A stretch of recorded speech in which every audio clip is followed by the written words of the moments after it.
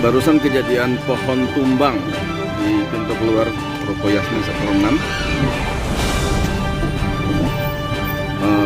Beberapa menit yang lalu, sekitar 15 menit yang lalu, menimpa lapak penjual kelapa, tukang bunga, dan sedikit mengenai soto mie yang tadi. Ini akarnya keangkat, angin kencang di Bogor, luar biasa.